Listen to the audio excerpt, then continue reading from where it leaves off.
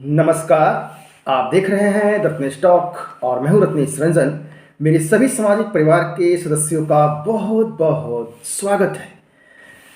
पिछले कुछ दिनों से पिछले कुछ महीनों से राजनीतिक दाव पेच का खेल चल रहा था और इसी बीच 2022 का चुनावी बिगुल बजा दिया गया है। ये चुनावी बिगुल भारत का भविष्य तय करेगा, जबकि यह लोकसभा का चुनाव नहीं है बल्कि विधानसभा का चुनाव है। 2022 में जो विधानसभा के चुनाव होंगे उसका बिगुल इलेक्शन कमीशन ने बजा दिया है। उत्तर प्रदेश, पंजाब, उत्तराखंड, मणिपुर और गोवा में इन 5 राज्यों में चुनाव होंगे। भारत का भावी प्रधानमंत्री कौन होगा, यह 2022 का बिगुल तय करेगा। क्यों, कैसे, इस पर एक सूक्ष्म विश्लेषण मैं अब रखने जा रहा हूं। साथ ही साथ मैं ये बताने जा रहा हूं कि यह चुनाव पिछले कई चुनावों से अलग कैसे होगा। यह 2022 का बिगुल तय करेगा कि भारत का प्रधानमंत्री मोदी कितनी मजबूती के साथ अगली बार 2024 में आएंगे। 5 राज्यों में चुनाव है, लेकिन पूरे देश की नजर उत्तर प्रदेश पर है। पंजाब में जो कुछ मोदी के साथ हुआ, उनकी सुरक्षा को लेकर के, उनकी सुरक्षा के साथ जो षड्यंत्र रचा गया, उनकी सुरक्षा को लेकर के, उसका भी पंजाब के चुनाव से लेना देना नहीं है। तो फिर किससे लेना देना है, इस पर भी चर्चा मैं करूंगा। मैं बताऊंगा कि इसके मायने क्या हैं। जब प्रधानमंत्री एयरपोर्ट पर लौटे तो मोदी जी ने पंजाब पुलिस से कहा कि अपने सीएम से कहना कि मेरी जान बच गई। तो क्या चुनाव उत्तर प्रदेश में होगा और हर जगह बिगुल बजेंगे, मेरी जान बच गई, मेरी जान बच गई, मैं जिंदा लौट आया। पंजाब में वो आखिरी चुनावी रैली जिसे होने नहीं दिया गया, ना हो इसके लिए षड्यंत्र रचा गया, साथ ही साथ मोदी की हत्या हो इसका षड्यंत्र रचा गया। मोदी की हत्या के षड्यंत्र के पीछे कारण क्या है और वो लोग सफल क्यों नहीं हो पाए? चूंकि इलेक्शन कमीशन के घोषणा के मुताबिक अब कोई चुनावी प्रचार नहीं होंगे, तो चुनावी प्रचार के जो अब तक परंपरागत तरीके रहे हैं, जनसभा करना, फिजिकल अपीयरेंस रहना, डोर टू डोर एक्टिविटी करना, रैली और महारैला करना, ये सब पे अब रोक है, चूंकि कोरोना का काल है। इस देश में अब 15 जनवरी तक कोविड के कारण कोई चुनाव प्रचार नहीं होंगे और 15 जनवरी के आगे भी संभावना बहुत कम दिख रही है। कई बड़े स्तर पर चुनावी सभा होगी, इसकी संभावना न के बराबर है। 5 राज्यों में होने वाले चुनाव के मायने क्या हैं इस कोविड काल में? पंजाब, उत्तराखंड और गोवा में, इन 3 राज्यों में तो चुनाव एक ही चरण में होंगे, लेकिन उत्तर प्रदेश का चुनाव कुल 7 चरणों में होंगे और परिणाम सभी राज्यों के एक साथ 10 मार्च को बताए जाएंगे। ईवीएम की काउंटिंग, मशीन की जो काउंटिंग है, वोटों की काउंटिंग, वह 10 मार्च को होगी। लेकिन लगे हाथों विपक्षी दल कह रहे हैं कि 10 मार्च को मोदी की जो छवि है, योगी में जो लोग मोदी देखते हैं, वह अब नहीं आएंगे। सभी अपने अपने दावे कर रहे हैं। तो इस दावे के भी क्या मायने हैं? क्या वाकई में मोदी जी 10 मार्च को नहीं आएंगे, वापसी नहीं होगी? ऐसा तो फिलहाल दिखता नहीं है, लेकिन फिर भी सवाल तो बनता है, कौन आएगा, कौन जाएगा, किसकी वापसी होगी, किसका निस्ताबूत होगा? इस चुनावी तामझाम में, गहमा गहमी में आप गौर करिए कि अब जनसभा नहीं होंगी, फिजिकल अपीयरेंस नहीं होंगी, तो अब चुनावी सभा जो है टीवी चैनल, अखबारों के माध्यम से राजनीतिक दल जनता तक पहुंच बनाने की कोशिश करेंगी। डिजिटल मीडिया और प्रिंट मीडिया राजनीतिक दलों का अब एक सहारा बनेगा। इसके अलावा सोशल मीडिया भी एक प्रमुख भूमिका निभाएगा इस 2022 के चुनावी बिगुल में। तब अब टीवी चैनल भी माला माल होंगे, अखबारों का फ्रंट पेज भी कीमत आसमान छुएगा, क्योंकि हर राजनीतिक दल चाहेगा कि उसका कवरेज ज़्यादा से ज़्यादा हो।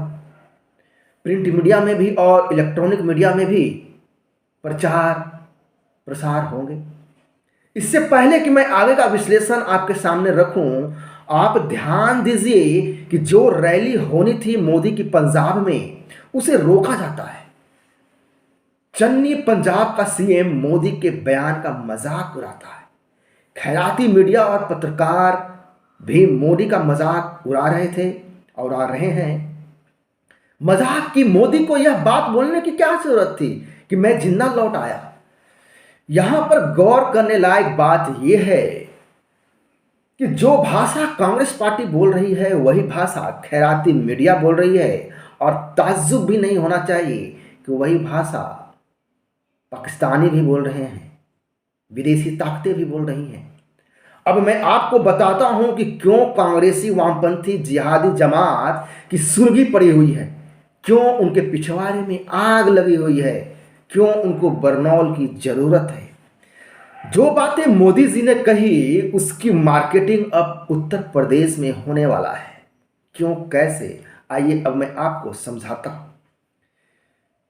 क्यों जो खेल कांग्रेस ने पंजाब में खेला प्रधानमंत्री नरेंद्र मोदी जी की सुरक्षा के साथ, उसका समापन उत्तर प्रदेश में कांग्रेस के सफाया के साथ होने वाला है, इतना तय है। कांग्रेस को पता है कि उत्तर प्रदेश में उसका कोई वजूद नहीं है, जहां 403 सीटों में 350 सीट निश्चय ही बीजेपी के खाते में आने वाले हैं। वहीं दूसरी ओर आप देखिए तो पंजाब में बीजेपी खोने के लिए कुछ नहीं है उसके पास। उसका अभी फिलहाल वहां पे कोई वजूद नहीं है, वह अपना वजूद तलाश रही है और संभवतः धीरे धीरे वह सफल भी दिख रही है। जहां उत्तर प्रदेश में विन विन सिचुएशन पे बीजेपी है, तो वहीं नो लॉस नो गेन की भी स्थिति में है पंजाब में और अन्य राज्यों में भी।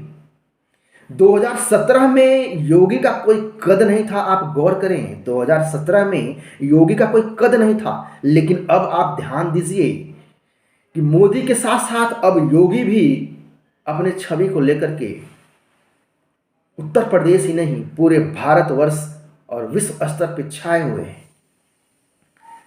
क्या केंद्र में 2014 में मोदी सरकार आने के बाद मोदी की लोकप्रियता कम हुई है क्या? नहीं, बिल्कुल नहीं। दूसरा सवाल कि क्या 2017 में योगी के आने के बाद उनके कद में कोई कमी हुई है क्या? नहीं, बिल्कुल भी नहीं।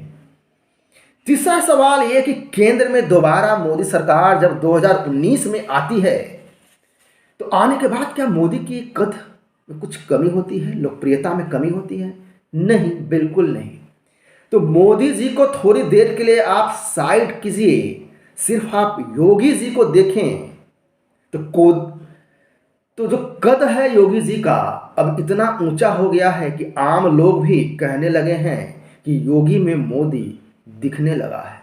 यानी कि बीजेपी अभी डबल फायदे में है।